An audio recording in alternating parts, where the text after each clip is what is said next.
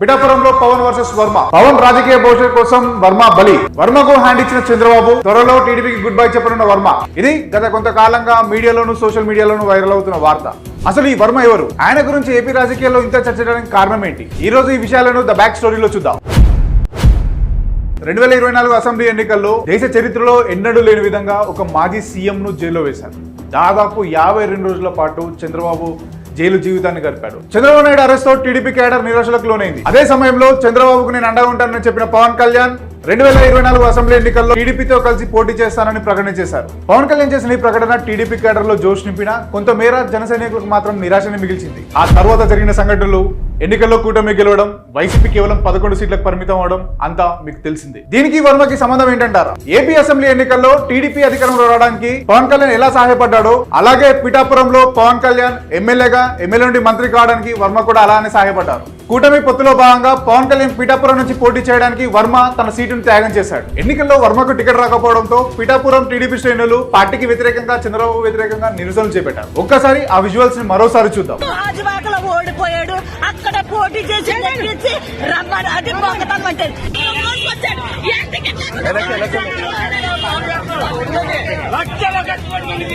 పిఠలో రాజకీయాలు బగ్గుమన్న వేళ వర్మను చంద్రబాబు పిలుచుకొని పవన్ కళ్యాణ్ కు మద్దతు ఇవ్వాలని కోరి కొన్ని కీలక హామీలు కూడా ఇచ్చారు. ఆ తర్వాత సీన్ కట్ చేసే పవన్ కళ్యాణ్ పిఠాపురం నుంచి ఎమ్మెల్యేగా భారీ మెజారిటీతో గెలిచారు. అంతా సాఫీగా సాగుతున్న క్రమంలో తనకు కీలక పదవి ఇస్తానని చంద్రబాబు నాయుడు చెప్పడంతో ఈసారి ఎమ్మెల్సీ టికెట్ తనకే వస్తుందని ఆశ పెట్టుకున్నాడు వర్మ.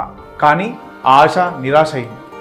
ఎమ్మెల్సీ సీటు వర్మను నిరాకరించింది. అయితే తన రాజకీయ భవిష్యత్ కోసం పవన్ కళ్యాణ్ వర్మకు ఎమ్మెల్సీ టికెట్ రాకుండా చేశారని రాష్ట్ర రాజకీయాల్లో జోరుగా చర్చ జరిగింది. ఇదిలా ఉంటే పిఠాపురంలో పవన్ కళ్యాణ్ గెలుపుకు కారణం జన సైనికులు, అక్కడి ప్రజలే అని, పవన్ కళ్యాణ్ గెలుపుకు మేమే కారణమని ఎవరన్నా అనుకుంటే అది వాళ్ళ కర్మ అని నాగబాబు కాంట్రవర్షియల్ స్టేట్మెంట్ చేశారు. ఇది ముమ్మాటికి వర్మను ఉద్దేశించి నాగబాబు కామెంట్ చేశారని కొన్ని మీడియా కథనాలు పేర్కొన్నాయి. ఒక్కసారి పిఠాపురంలో పవన్ కళ్యాణ్ గెలుపుపై పవన్ నాగబాబులో కామెంట్స్ చూద్దాం. ముఖ్యంగా వర్మ గారికి, నియోజకవర్గం నా గెలుపు మీ చేతుల్లో పెట్టాం. పవన్ కళ్యాణ్ గారి విజయానికి నేనే దోహదపడ్డాను అని ఎవరన్నా అనుకుంటే అది వారి కర్మ.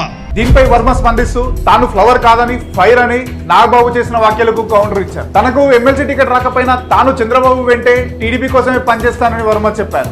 కానీ వర్మ మాటల్లో అసంతృప్తే కనిపించింది. అయితే పిఠాపురంలో తన ఉనికిని కాపాడుకునేందుకు వర్మ ఎలాంటి రాజకీయ పన్నాగులు పన్నబోతున్నారు, తదుపరి కార్యాచరణ ఎలా ఉండబోతుంది అనేది వేచి చూడాలి.